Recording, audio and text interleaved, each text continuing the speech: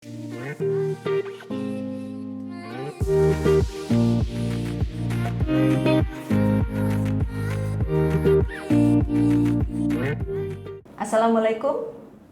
selamat datang kembali ke podcast Terbitlah Terang. Dan hari ini kita kedatangan tamu ya, jadi kami berlima bersama-sama akan menjadi host bagi tamu kita yang sangat keren. Mungkin saya perkenalkan lagi teman-teman kita bersama-sama ya. Jadi ada Mbak Mel, ada Linda, ada Mbak Nana, ada tamu kita Mas Rezal, dan ada Mbak Sulis, dan saya juga Dami.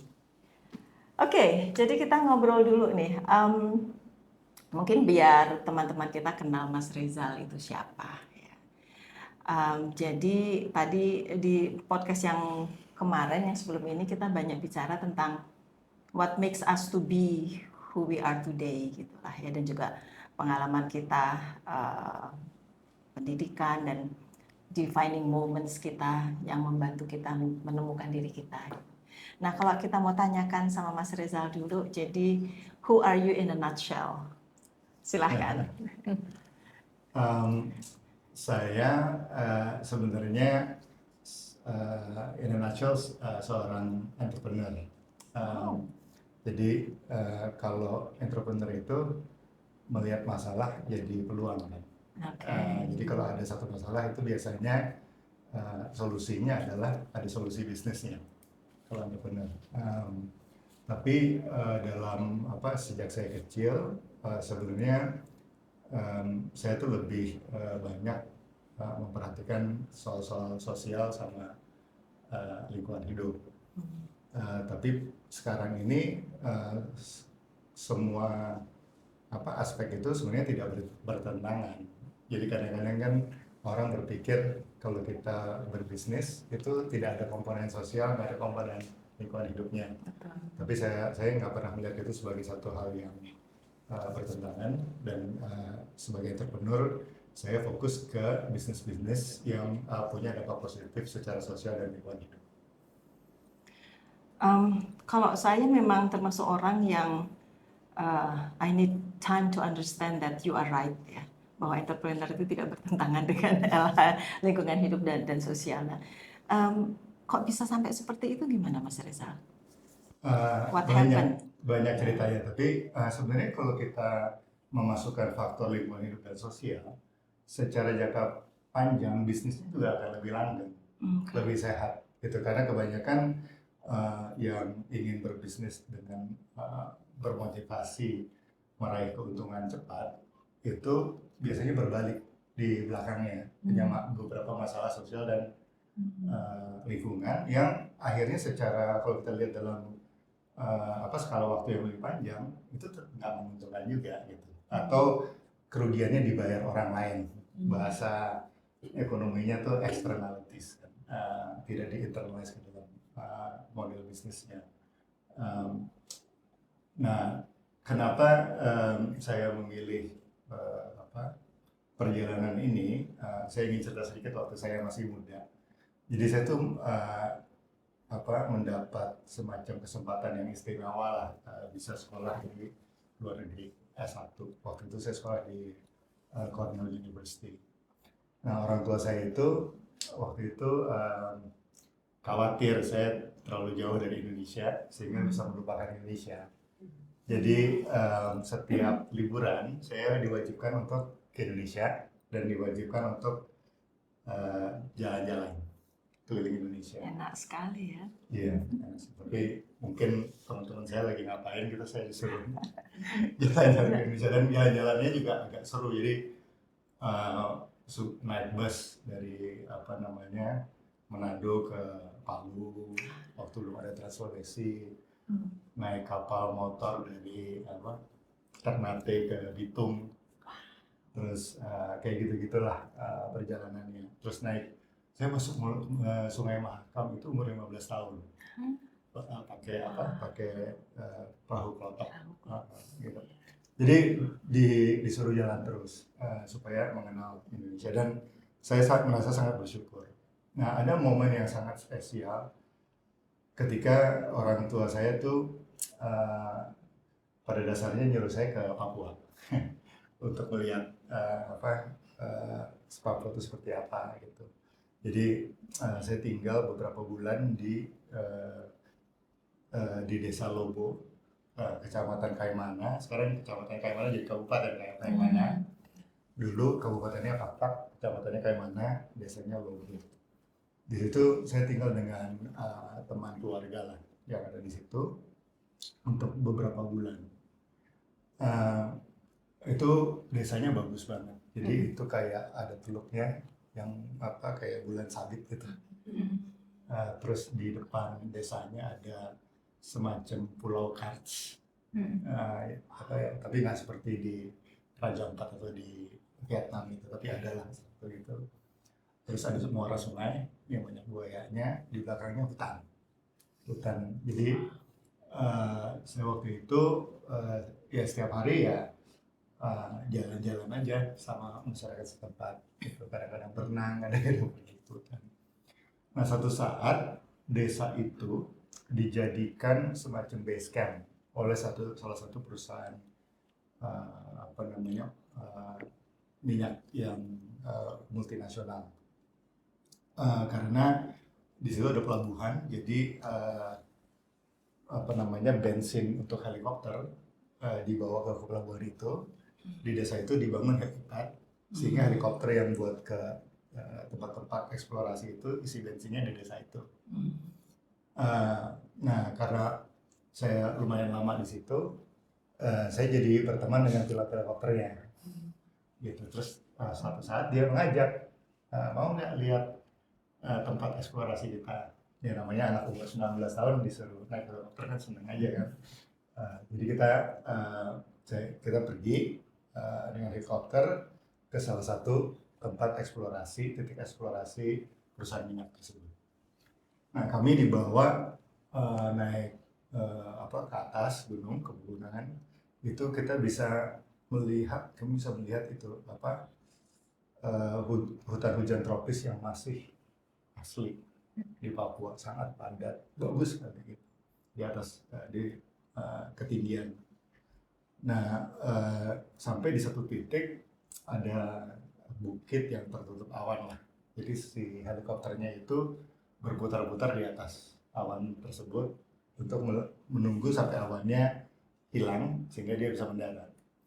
Nah, ketika awannya hilang, kita bisa melihat di atas bukit itu ada lubang, tapi lubangnya besar. Jadi umpamanya tuh kalau ada tangan raksasa besar, itu kayak ada hutan, terus kita di raksasa itu ngambil sebongkah pohon, terus ditaruh itu, jadi ada lubang besar.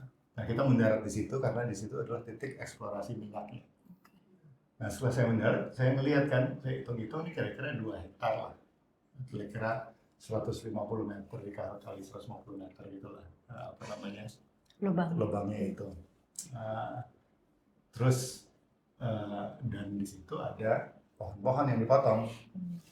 Terus saya lihat kalau 1 hektar itu 200 sampai 250 pohon, 2 hektar itu kita lihat 500 pohon. Mungkin satu pohonnya masing-masing 200-300 tahun. Dan itu semua dipotong dan nggak dipakai karena mau dikeluarin juga susah. Karena kan itu di atas bukit yang sangat jauh dari mana-mana. Kalau mau dikeluarin juga harus pakai helikopter, jadi mahal. Jadi itu dipotong hanya untuk supaya kita punya ruang cukup supaya helikopter bisa mendarat dengan selamat. Dan di tempat itu ada sumur minyak yang buat dieksplorasi, mungkin sebesar meja ini sumurnya. Jadi untuk melihat apakah ada minyak atau enggak, harus motong 500 pohon yang mungkin umurnya 300 tahun supaya tahu ada minyak. Nah, di situ saya merasa sangat terpukul. Jadi rasanya tuh kayak kayak sesuatu yang pokoknya sedih banget. Terus jadi saya harus masuk ke hutan yang masih oke. Terus sempat you were touched ya, your heart kena. Terus mulai dari saat itu saya berpikir bahwa mestinya sih ada cara lain ya untuk pembangunan ekonomi yang tidak harus mengorbankan sumber daya alam yang sangat berharga secara sia-sia. Gitu.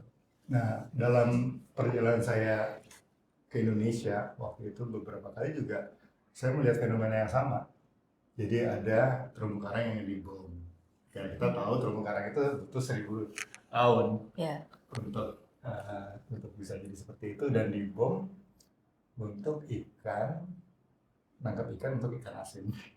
Jadi itu nggak masuk di akal gitu bagi saya. Dan kenapa sumber daya alam yang sangat berharga dan terbentuk selama ratusan tahun atau ribuan tahun bisa hilang begitu saja untuk hal-hal yang nilainya sangat nggak gitu besar secara ekonomi. Tapi pada saat yang sama saya mengerti bahwa ya orang memang harus makan gitu tiap hari, tapi kok nggak masuk akal. Jadi sejak itu saya berusaha untuk mencari jalan bagaimana kita bisa melakukan satu kegiatan ekonomi tanpa mengorbankan faktor aspek lingkungan dan sosial tadi. Oke, keren banget. Ada yang mau ngelanjutin? Silahkan. Jadi mengesankan sekali ya Mas Reza, maksudnya masih muda, terus sangat perseptif terhadap beberapa aspek sekaligus gitu. Tapi juga kan di akhir Mas Reza ingin bisa ada cara ekonomi tetap maju tapi tidak ada pihak-pihak yang dirugikan termasuk lingkungan. Itu kan artinya mempertemukan atau menghadirkan suatu konflik ya. Nah, gimana tuh? Jadi kayak ada konflik tapi di sisi yang lain mau memaksa hadir solusi atau strategi gitu ya. Iya, tapi kalau menurut saya sih, kalau semua orang yang jika punya kesempatan untuk melihat itu, pasti akan tergerak. Pasti. Karena itu sesuatu yang sangat dramatis dan membekas. Jadi saya rasa siapapun lah. Kebetulan saja saya punya kesempatan untuk itu. Jadi ketika saya melihat sesuatu yang dramatis seperti tadi, saya rasa jika semua orang melihat juga kesimpulannya sama. Nah, yang saya pikirkan gini, menurut saya orang selalu berusaha membuat hal yang terbaik berdasarkan informasi yang dimiliki kan. Ya. Jadi saya merasa ini sebenarnya karena kurang informasi aja. Gitu, keputusan itu diambil karena kurang informasinya. Gitu. Dan gimana caranya kita menyediakan informasi tersebut. Jika informasinya tidak ada, tapi ini sesuatu yang masuk akal, kita harus bikin informasi baru, gitu. Harus memberikan informasi yang baru sehingga orang bisa terbantu untuk berpikir lebih tuntas, gitu. Dan lebih komprehensif. Jadi ya saya pikir ketika informasinya lengkap dan pengetahuan selalu terus berkembang, orang akan rasional juga sebenarnya. Itu harapan saya sih. Oh ya, terima kasih Mas Reza. Saya ingin mengajak Mas Reza untuk bersama-sama dengan saya yang belajar ilmu hukum dan masyarakat ya, tentang bagaimana kekhawatiran sebenarnya terhadap kebijakan-kebijakan ekstraktif yang begitu sangat merusak, kerusakan lingkungan hutan, lingkungan laut, sampai-sampai kawan-kawan di gerakan penyelamatan laut itu ingin agar ada ecological justice rights di dalam negara hukum gitu ya. Nah, apa yang kira-kira berdampak terhadap upaya-upaya Mas Reza yang begitu luar biasa dalam mengkonservasi hutan itu, dan kemudian juga tidak berhenti di situ tapi juga bagaimana memberdayakan orang-orang di dalam hutan. Karena orang Jakarta pada umumnya melihat hutan hanya pohon, hanya rupiah, tidak melihat bahwa di situ dalamnya ada orang.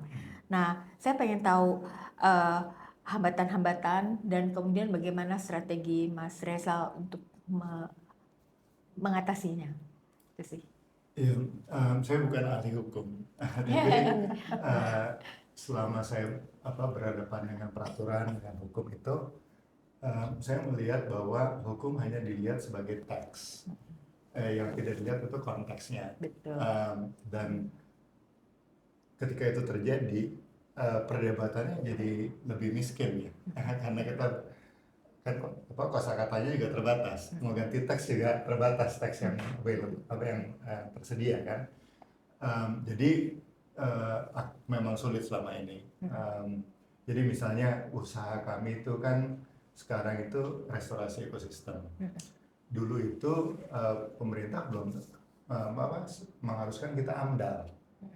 AMDAL itu kan analisa dampak lingkungan. Saya bilang kalau usaha kita restorasi, dampak lingkungannya kan positif. Jadi nggak perlu analisa lagi. Maksudnya proposal kita adalah dokumen AMDAL kita, gitu kan? Karena kita bilang kita mau bikin 1, 2, 3 yang dampaknya positif.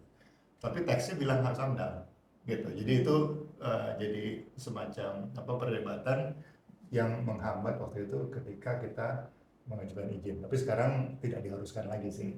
Tapi waktu itu kan kita pertama ya. Jadi kita diharuskan itu.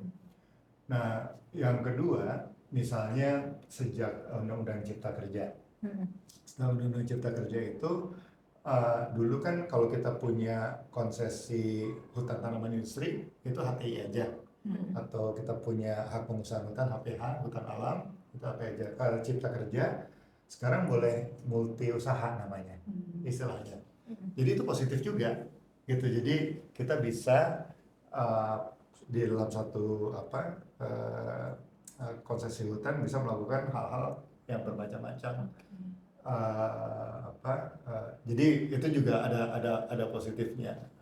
Jadi saya rasa, tapi saya sebenarnya optimis karena ketika kita berusaha menjelaskan konteks itu ada kemungkinan ada perubahan kebijakan, gitu. Walaupun berat ya, saya nggak menyangkal bahwa itu nggak berat, tapi berat. Cuma ada itu karena kan yang pembuat kebijakannya juga kadang-kadang juga nggak tahu persis di lapangan seperti apa. Jadi ketika kita memberikan input bisa aja berubah. Tapi ada juga yang tetap ngotot untuk teks tadi. Gitu. Jadi itu mungkin tantangan yang paling besar di situ. Tapi semakin banyak contoh dan semakin banyak orang yang terlibat, saya rasa konteksnya akan lebih mudah dimengerti. Ya, terima kasih. Saya punya pertanyaan nih Mas Reza. Ya. Sebagai pebisnis ya tadi sebutnya ya, kita biasanya kan punya cita-cita untuk punya sesuatu mimpi gitu ya. Nah ini terkait dengan lingkungan. Tapi seperti kata Mbak Sulis tadi, di lingkungan itu ada masyarakat. Dan biasanya pendekatan yang umum adalah ya kita buat CSR gitu kan ya. CSR tapi biasanya itu satu arah gitu. Dari sini memberi ini kepada masyarakat. Tapi sekarang dengan perspektif yang baru, pertanyaannya adalah bagaimana kita membangun masyarakat atau komunitas di sekitar usaha kita atau yang terkait dengan usaha itu agar mereka tidak tergantung pada pebisnis itu, tetap atau CSR-nya, tapi mereka menjadi mandiri gitu ya. Jadi betul-betul bisa mengembangkan komunitasnya, berdaya, mempunyai kebudayaannya dan sebagainya, dan juga lingkungannya terintegrasi gitu ya. Nah ini kan bagaimana perspektif Mas Reza sebagai pebisnis yang terkait dengan lingkungan dan tentu bersinggungan dengan masyarakat ya. Kalau bagi saya lumayan simpel. Karena kebanyakan pebisnis itu mendefisikan kapital sebagai financial capital. Sedangkan kapital kan banyak. Ada social capital, ada cultural capital, ada natural capital tentunya. Dan ada capital yang even if you have money you can't buy it. Gitu. Jadi financial capital itu hanya sebagian kecil aja dari investment. Jadi kalau kami melibatkan masyarakat dan menjaga lingkungan, itu juga sebenarnya hitungan bisnis, gitu, karena akan itu modal juga, gitu. Jadi bukan charity gitu ya? Bukan charity, justru bayangin ya, kalau kita di Kartini Mentaya Project, kalau tidak ada dukungan masyarakat, itu sangat susah dilakukan, karena dengan sangat mudah orang bisa membayar utang, dan usaha bisnis kita langsung berantakan kan, gitu. Dan nggak bisa, maksudnya harus pakai social capital. Masa kita bayar orang supaya nggak bakar utang, kan nggak bisa, nggak bisa di enforce, nggak bisa di itu. Jadi harus pakai social capital itu, nggak bisa pakai financial capital untuk menjaga. Jadi melihat komunitasnya bukan sebagai objek ya, tapi subjek yang mereka sendiri juga punya agensi dan betul. bermitra dan belajar dari mereka, bener. Bisa belajar dari mereka juga. Bener. Dan saya rasa kalau semua bisnis kayak gitu mestinya aman ya, daripada yang ada konflik lahan, terus ada konflik misalnya soal polusi, ada apa, itu kan jadinya juga secara jangka panjang nggak bagus bisnisnya gitu. Jadi menurut saya sih, kalau misalnya kita bisa menghargai semua bentuk modal tadi, itu adalah bisnis yang baik, gitu. Tapi memang toolsnya membuat menganalisa itu memang masih terbatas. Nah, mungkin peran kami adalah untuk memberikan contoh supaya paling enggak itu adalah bisa dilihat lah, sehingga orang bermotivasi untuk mencoba. Jadi kalau dilihat memang ketika orang masih berpikir tentang financial capital itu sebetulnya masih zaman dulu gitu ya, masih so primitif ya. Tapi the future itu kita harus mengubah cara pandang kita. Oke. Nah, mengubah itu melalui pendidikan mungkin ya, di antaranya. Nah, jadi mungkin ada yang mau ditanyakan, Linda. Ya, waktu kita awal mulai podcast ini kan kita bikin survei aspirasi generasi muda ya. Nah, di situ banyak hal yang kita analisa dari survei tersebut. Nah, ini nyambung dengan bagaimana di komunitas sekeliling di tempat bekerja itu banyak sekali anak-anak muda yang pintar-pintar, mereka jadi manajer dari aslinya dari daerah setempat dan juga peneliti muda luar biasa.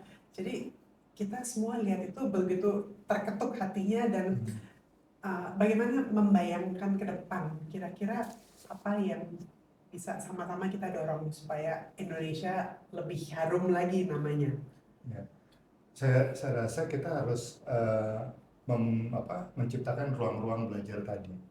Gitu. Jadi kalau di tempat kami itu ruang belajar ideal untuk orang yang tertarik dengan isu-isu seperti biologi,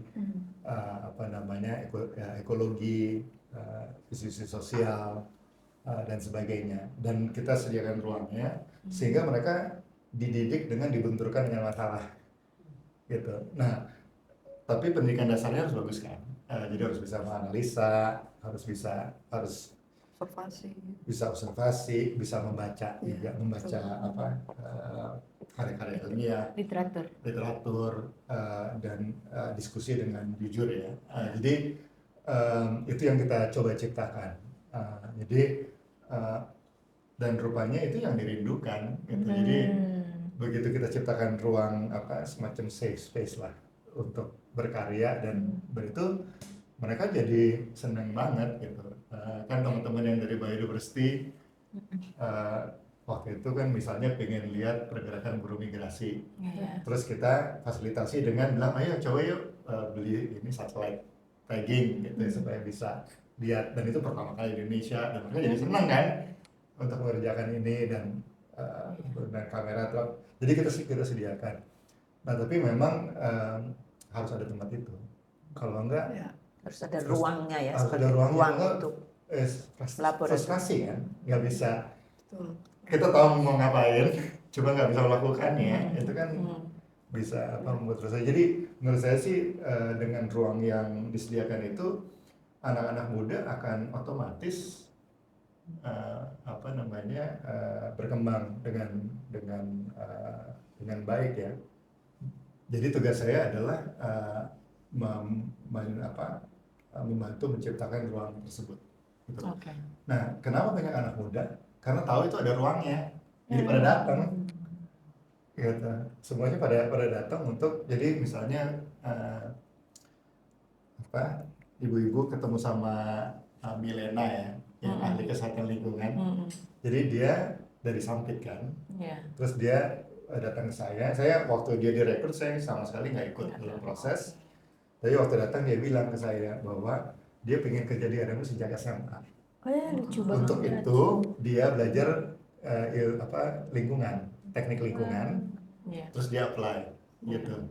Itu kan menarik kan? Maksudnya waktu anak SMA aja udah berpikir ke situ dan itu tempatnya juga dia dekat dengan tempat dia tinggal. Jadi saya rasa sih memberikan ruang itu luar penting. biasa ya.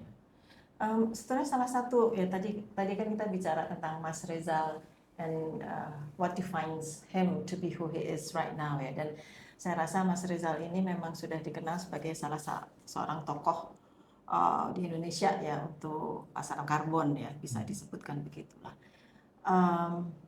Nah kita tahu climate change itu kan udah real, walaupun orang ada yang nggak setuju bahwa ada climate crisis ya, tapi kami di sini kita melihat bahwa itu sebuah isu yang sangat serius gitu ya. Nah dalam konteks itu Mas Rezal, kita pernah ngobrol nih kemarin ya, ini kita mau menuju kepada istilah yang sangat kena di hati saya, dan itu adalah composting capitalism ya.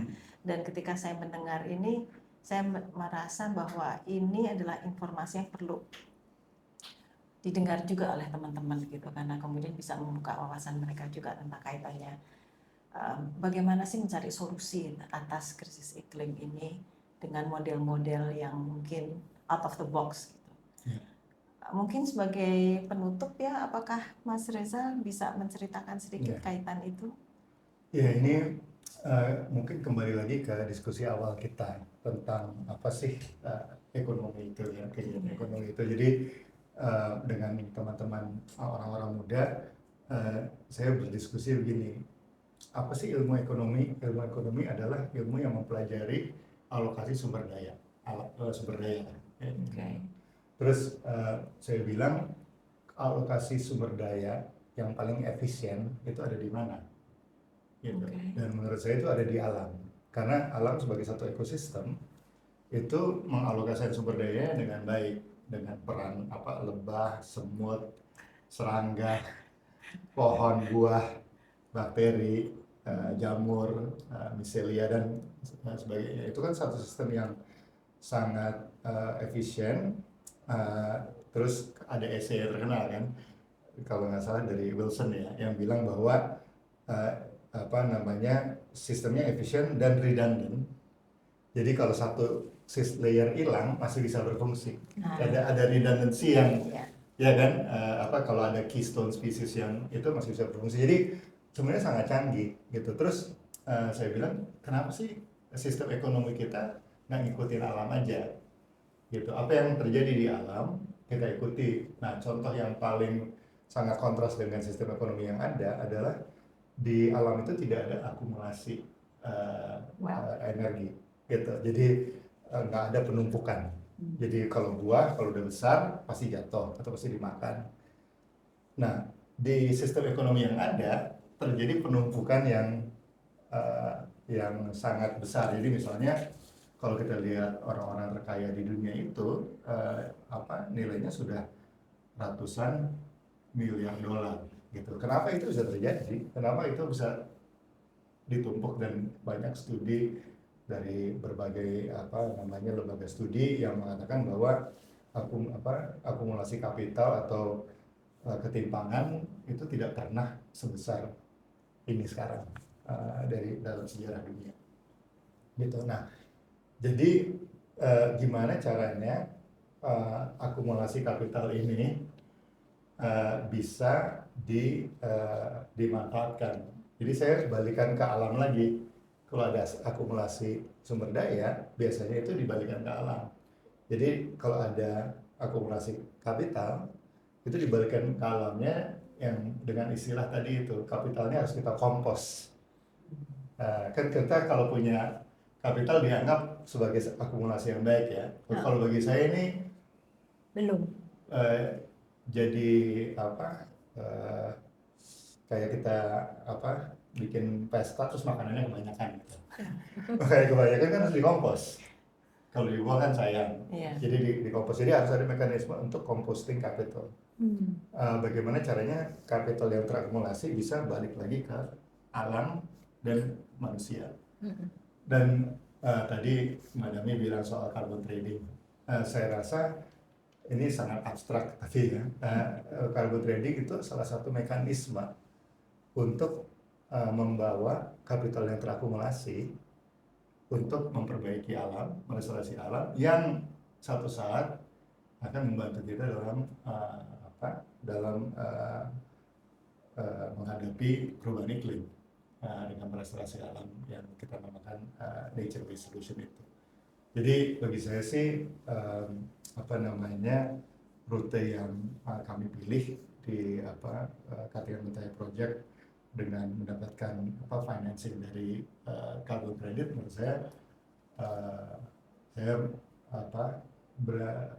berani membela itu. Dan banyak yang tidak setuju dengan saya rasa sah-sah aja bahwa itu greenwashing, kita menjadi alat untuk perusahaan-perusahaan yang mempolusi itu untuk menjadi justifikasi. Tapi saya rasa ini mekanisme yang bisa secara masif memindahkan kapital yang tertumpuk tadi ke alam dan ke masyarakat. Oke. Bu Mel, ini menarik sekali karena saya tadi sebagai ecologist ya, begitu mendengar bahwa di alam itu kan tidak ada accumulation of energy. Jadi begitu ada buah, ya buah pasti harvest or die gitu. Ini kan sebenarnya merupakan bentuk seorang Reza Kusuma Atmaja bisa melihat ecology dan memaknainya itu dari sisi entrepreneur dan sebagainya. Jadi ini mungkin salah satu contoh yang kita di Terbitlah Terang.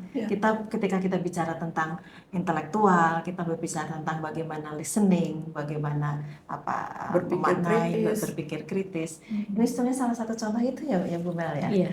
Ya mudah-mudahan saja sudah tidak diperlukan lagi gitu ya nantinya carbon trading gitu ya. Karena jadi ini suatu momen yang kita harus melihat kondisi alam yang rusak. Tapi intinya kan kita ingin melampaui itu nanti suatu saat. Ya. Jadi kalau saya boleh tambahkan, carbon trading itu saya umpamakan sebagai tongkat. Jadi kita lagi jalan nih, jalannya agak sembrono, kaki kita patah. Gitu. Jadi kita pakai tongkat sampai sembuh lagi. Nah, ketika kita bisa jalan, tongkatnya kita buang, terus jalannya jangan sembrono lagi. Gitu kan, jalannya hati-hati, lebih bagus, lebih ini.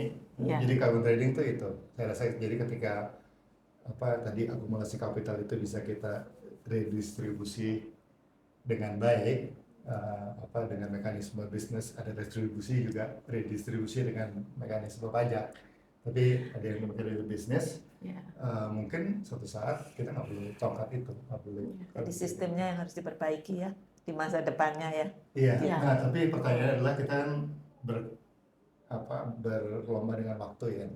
Jadi dan juga terus terang nggak semua orang berpikir dengan logika composting capital.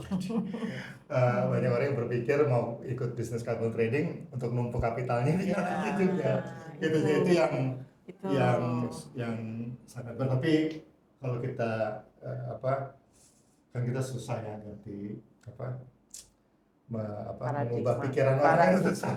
Jadi kita bikin apa yang kita bisa bikin, menciptakan konteks sehingga orang bisa mulai melihat alternatif. Baik, Keren banget. It's like riding the wave ya. How you ride the wave, but then you try to change the paradigm. Iya. Kadang-kadang jatuh juga. Kadang-kadang jatuh. Mbak Nana, you want to say something? I see in your face. Iya, saya Ya, maksudnya ini kan strategi karena kita sudah dalam keadaan yang krisis gitu. Iya, betul. Ar- dari pelajaran-pelajaran biologi dan seterusnya, sepertinya bumi itu punya daya untuk memulihkan diri, Iya. tetapi butuh waktu lama sekali, ya kan? Iya. Dan waktu yang dibutuhkan itu tidak akan bisa kita penuhi karena kebutuhan kita meningkat terus. Alam sebagai sumber hidup kita itu harus segera direstorasi, jika tidak manusia dan makhluk hidup yang lainnya akan mengalami banyak sekali kesulitan. Iya. Gitu kan? Jadi ada banyak sekali sumber alam seperti air bersih yang semakin hari semakin berkurang, Iya, jumlah betul. maupun kualitasnya. Jadi Betul. itu harus segera dibereskan. Betul. Nah, jadi ada quote yang beberapa hari saya share ke teman-teman itu ya, jadi dari Otto Friedbun atau siapa gitu yang bilang bahwa sulit sekali membuat orang lain paham tentang krisis yang kita alami, Betul. terutama orang-orang yang tidak pernah mengalami krisis. Ya. Jadi kan kalau kembali lagi ke cerita Mas Rezal di awal, itu adalah Mas Rezal melihat kejadian hutan yang sudah dilubangi untuk keperluan yang barangkali sebetulnya bisa cari cara yang lain, itu sebagai artinya butuh sesuatu yang sebegitu dramatis gitu ya untuk mengubah atau membuat orang jadi bangun gitu. Nah, sekarang ini apakah kita perlu gitu membuat sesuatu yang lebih dramatis lagi? Sudah terlalu banyak nih kan kejadian alam yang sangat sulit yang dialami oleh negara-negara maju, bukan Udah lagi cukup dramatis. Iya, sebetulnya. bukan bencana alam dialami oleh negara maju. Kalau negaranya mungkin masih morat marit ekonominya, orang bilang ya gitu. Ini negara maju yang ngalamin. Jadi kita rasanya nggak perlu pelajaran yang lebih keras lagi kan, dan justru harus memikirkan berbagai alternatif strategi tadi. Kalau dulu sih saya pengennya demo aja ya, supaya orang itu. Cuma sekarang kan sudah banyak drama, jadi yang dramatis jadi nggak ada value. Jadi kita harus bikin sesuatu yang Exemplary. yang ini aja, yang masuk akal gitu. Kalau saya sih mengkerangkakannya dengan itu, kita bikin sesuatu yang common sense aja lah gitu. Nah, si krisis ini itu biasanya, jadi saya selalu bilang orang yang punya kelompok orang yang bisa melakukan sesuatu itu yang paling dekat sama krisis biasanya, karena tahu persis kan.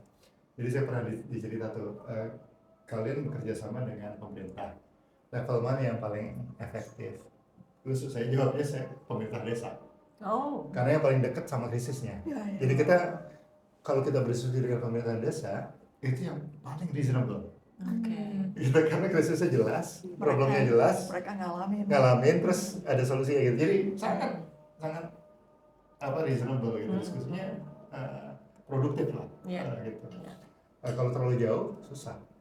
Nah, krisis itu yang kita coba dekatkan terus anak-anak muda ini dibenturkan dengan krisis sehingga bisa dapat gitu. Dapat ininya lah, sense-nya, what makes sense. Oke, kalau gitu terima kasih banyak ya. Mungkin saya ingin menutup sedikit dengan mengatakan pada teman-teman pemirsa ya, Terbitlah Terang. Jadi hari ini kita sudah mendengarkan dari Mas Rezal ya, perjalanan seorang Rezal Kusumaatmadja dari remaja sampai menjadi sekarang ini gitu ya. Jadi kita melihat bahwa ada sebuah defining moment ya, yang kemudian itu ternyata menyertai dan kemudian menjadi salah satu penentu ya dalam kehidupan yang sekarang ini. Dan tadi kita melihat tentang composting capital, kemudian pendidikan, bagaimana krisis yang ada di desa itu kemudian bekerja sama dengan pemerintah desa dan anak-anak di sekitar desa itu kemudian diharapkan bisa mengubah atau memperbaiki masalah-masalah lingkungan yang ada di sekitar itu. Semoga teman-teman di podcast Terbitlah Terang bisa belajar banyak ya dari diskusi kita hari ini. Dan teman-teman ada yang mau lagi? Sudah hari ini udah cukup. Ya, Oke, jadi kita ucapkan terima kasih. Terima Pada kasih Mas banyak, Mas Rizal. Rizal. Ya. Dan sampai ketemu lagi di podcast berikutnya. Sampai jumpa.